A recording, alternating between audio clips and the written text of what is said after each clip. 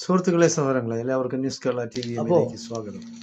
ഇവിടെ കുറെ ചാനലുകൾ ക്രിസംഖികളുടേതുണ്ട്. അതില് കാര്യപ്പെട്ട ക്രിസംഖി എന്ന് പറയുന്നത് ഷേഖിന ന്യൂസ്. കേൾക്കുമ്പോൾ വിചാരിക്കും അത് ഏതെങ്കിലും മുസ്ലിം ചാനലുകളാണ്.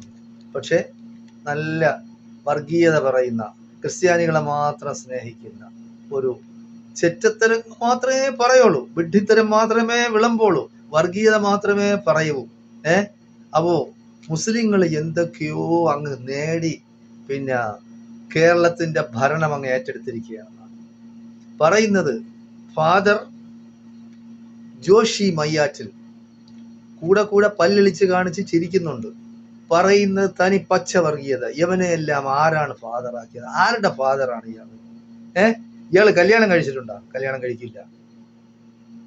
കഴിക്കില്ല, മക്കളെ പോറ്റില്ല.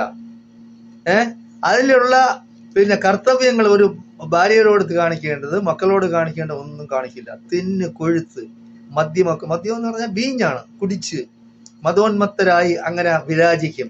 എന്നിട്ട് നമുക്കറിയാമല്ലോ പല സംഭവങ്ങളും കേരള ചരിത്രം എടുത്ത് പരിശോധിച്ചാൽ ഈ അരമനകളിൽ നടക്കുന്നത് എന്നെ കൊണ്ട് പറഞ്ഞു പറയിക്കുന്നതാണ്. ഈ വർഗീയത പറയരുത്, പ്രവർത്തിക്കരുത് എന്ന് വിശ്വസിക്കുന്ന ആളാണ് ഞാൻ മതേതര വിശ്വാസിയാണ്. പക്ഷെ വർഗീയത പറഞ്ഞാൽ അതിന് തിരിച്ച് മറുപടി പറയണം.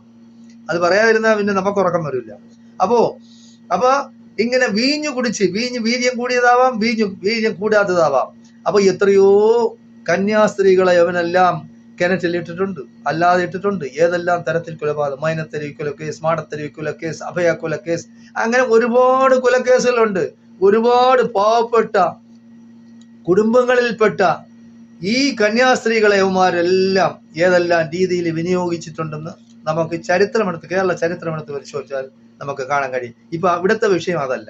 ന്യൂനപക്ഷ വകുപ്പ് എന്തുകൊണ്ട് മുസ്ലിം ലീഗിന് കൊടുത്തു? അതാണ് അവന്റെ വിഷയം. ഈ ചെറ്റ എങ്ങനെ ഫാദറാവാനുള്ള യോഗ്യത എന്താണ് പറയുന്നത്? മുസ്ലിം വകുപ്പായിട്ട് അങ്ങ് വെച്ചാൽ മതി, ന്യൂനപക്ഷ വകുപ്പ് വേണ്ട. മുസ്ലിം വകുപ്പ് എന്നുള്ള പേര് കൊടുക്കണം. ഇവൻ പറയുന്നത് അനുസരിച്ചാ കൊടുക്കുന്നത്.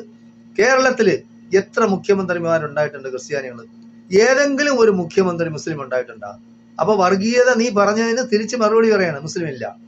കേരളത്തിൽ ഇപ്പോ നടന്ന ഇലക്ഷനിൽ എത്ര MLA-മാര് ക്രിസ്ത്യാനികളുണ്ട്? എത്ര മുസ്ലിം MLA-മാരുണ്ട്?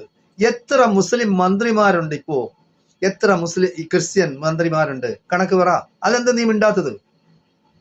ഫാദർ മയ്യാറ്റില്ല, ഞാൻ നിന്നോട് ചോദിക്കുകയാണ്, കേരളത്തിൽ എത്ര ക്രിസ്ത്യൻ MLA-മാരുണ്ട്? എത്ര